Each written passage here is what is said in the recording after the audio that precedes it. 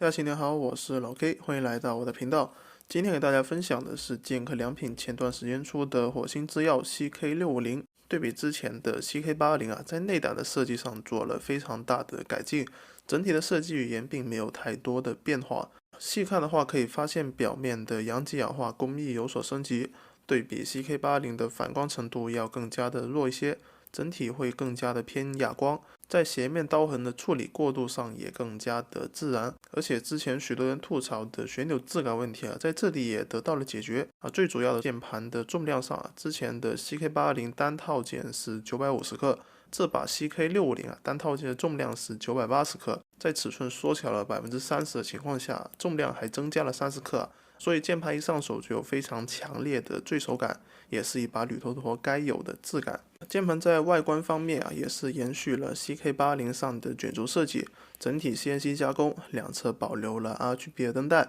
在背面有13道竖切的开槽设计，键盘底部做了一个下沉，给电池留出了一定的安装空间整体的设计感还是非常好看的。但是在键盘的一些转角位置可能就是 CNC 比较难兼顾到的地方，处理的还略微有一点点的不完美考虑到800多，而且还是一个3模铝头的套件这一点也不是不能接受。在内部的配置方面这次也直接给到了出厂满配，不用像之前那样再去额外的花100多购买升级包自带破龙的夹心棉和轴下垫，底部还有 EVA 加破龙的双填充，配合这个开槽的 PC 定位把，随便找一些提前触底的轴体就可以很简单的弄出麻将音。也因为内部填充比较板，所以整个键盘的形变是比较小的所以手感方面是偏硬，但是有略带一点点弹手感，我个人觉得这是一个比较万金油的手感吧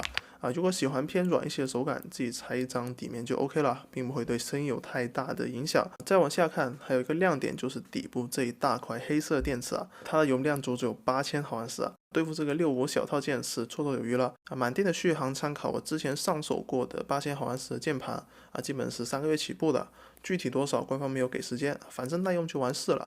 电路方面，键盘用的是贝银 BYK916主控，无线方案是博通提供的，外加 CIY 的轴座这个和 CK850 还是有点区别的。不过在我几局高强度游戏下来，没有发现不对劲的地方，键盘的连接还是非常稳定的，这一点可以放心。轴体的话，我用的是火星制药自家出的苍穹轴，现在在淘宝也还有的卖，1块5一颗，也是90代工的轴体，45克的触发压力，外加3.5毫米提前触底，也是一款在声音方面做了特化的轴。大件出厂没有做润滑，也还得自己再动手润一下我这里就直接换成健客良品出的一个微型轴吧，基本上就不用做过多的调教了，只是简单的上了个油。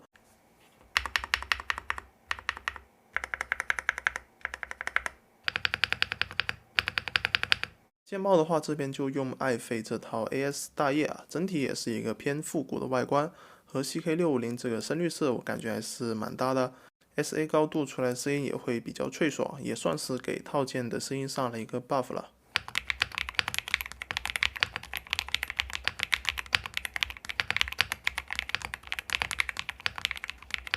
总结一下这款键盘，健客良品那边是吸取了很多 CK80 上的一些缺点，在这一代上做了积极的优化，在表面的阳极氧化质感和 CNC 的切割工艺上都是有所进步的，包括之前很多人吐槽一个套件轻，还有旋钮质感差，不出厂自带升级包这几个方面的一些问题都做了一定的改进，可以说是非常积极的听取了用户的意见了。而且他把以上这些点都做好了之后他还额外给你升级了一个8000毫安时的大电池，这一点我相信在铝头陀里面是非常少见的。套件的声音表现对比80也有非常大的升级，把金属上下盖共振回音的问题也给解决了，这一点也是套件增重带来的红利，也是我觉得上一代80最大的一个遗憾，所以说这把套件我是非常推荐的。整体的话装下来预算大概会在1100块钱左右，轴这方面的话再低配一下是可以控制在1000块钱出头。我这一套的话是160多块钱的键帽加上轴体，整体算下来的话也不到1100块钱。